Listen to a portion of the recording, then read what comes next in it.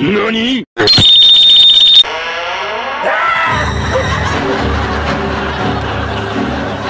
In fact ఈ మూవీని ఫస్ట్లోనే వాళ్ళు డిలీట్ చేసి పారదొబ్బిన డిస్నీకి అంతో ఇంతో ఆడియన్స్ దగ్గర నుంచి రెస్పెక్ట్ అనేది దొరికిందేమో. బట్ వాళ్ళు పోటీ పడి మరి ఈ మూవీని రిలీజ్ చేశారు. ముందుగా మూవీ గురించి మాట్లాడాలంటే మూవీ అయితే 90mm రాడ్కే రాడ్డనమాట.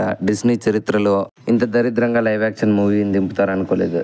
ఇన్ఫ్యాక్ట్ అసలు ఒరిజినల్ స్టోరీని యాస్టీస్ దింపిన వరల్డ్ వైడ్గా భారీ కలెక్షన్స్ వచ్చేవని నా అభిప్రాయం అనమాట. జస్ట్ సినిమాటిక్ లిబర్టీ అనే పేరుతో వీళ్ళకి నచ్చినట్లు స్టోరీ చేంజ్ చేయడంతో ఆడియన్స్ కోపం వచ్చింది. అండ్ వాళ్ళు చూపించిన నెగిటివ్ని వీళ్ళు పాజిటివ్గా మార్చుకుందామని ట్రై కూడా చేయకోకుండా ఏదో తీసామో చూస్తే చూడండి అన్నట్లు బిహేవ్ చేశారు.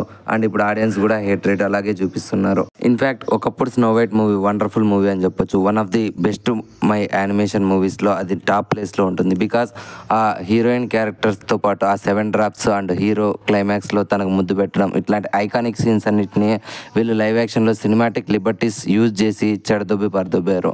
దానికి తోడు హీరోయిన్ మీద వచ్చిండే రీసెంట్ కాంట్రవర్సీ అనమాట. ఒకప్పుడు స్నో వైట్ మూవీ అనేది ఆడియన్స్లో చిరస్థాయిగా నిలిచిపోయే సినిమా. ఇప్పుడు నువ్వు దాన్ని సినిమాటిక్ లిబర్టీతో మార్చావు, కరెక్టే. అది ఆడియన్స్కి నచ్చలేదు అనుకో, ఆ నెగిటివ్ ఫీడ్బ్యాక్ని పాజిటివ్గా మార్చేటట్లు చూడాలి. లేదు అది ఒకప్పుడు అవుట్డేటెడ్ స్టోరీ, ఇప్పుడు అలా ఎవరుంటారు, హీరోయిన్నే తనకు నచ్చినట్లు చేస్తుంది అండ్ హీరోయిన్ తనను కాపాడుకోగలదు, తనకు హీరో అవసరమే లేదు అండ్ లిటరలీ హీరో ఉన్న ఒకటే లేకున్నా ఒకటే, ఇట్లాంటి ఆడియన్స్కి నచ్చని కామెంట్స్ పాస్ చేసినప్పుడు వచ్చిన నెగిటివిటీతో మూవీని తీయడం అనేది నా దృష్టిలో వరస్ట్ అనే చెప్పొచ్చు. ఇప్పుడు దాని కరెక్ట్ రియాక్షన్తో చెప్పాలంటే లిటరలీ నేను గాల్ గడోట్ గారు విలన్ కోసం ఈ మూవీకి వెళ్ళాను, జస్ట్ ఆవిడ్ని చూడడం కోసం. బట్ లిటరలీ మొన్న రిలీజ్ అయిన ఈ మూవీకి మొన్న వెళ్తే థియేటర్లో సినిమా వేయలేదు. బికాజ్ నేను ఇంకొక అతను మాత్రమే వచ్చాము. వాడు డిస్నీ అభిమాని అంట.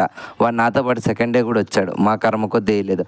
Second day last day night show నిన్న వేయడం జరిగింది. లిటరలీ చూసిన తర్వాత వాడు బాధపడుకుంటూ వెళ్ళాడు. ఓకే, ఇవన్నీ మీకు అవసరం లేదు. ఇప్పటి వరకు మీరు స్నో వైట్ యానిమేషన్ మూవీ చూడకుంటే ఈ మూవీ మీకు చూడాలనిపిస్తే ఒకసారి వెళ్ళి చూడండి అండ్ చూసి మీ ఒపీనియన్ కామెంట్ చేసి చెప్పండి. నేనైతే వరస్ట్ అనే చెప్తాను. బికాస్ నాకు 90sలో వచ్చిన ఆ snow white movie beautiful experience.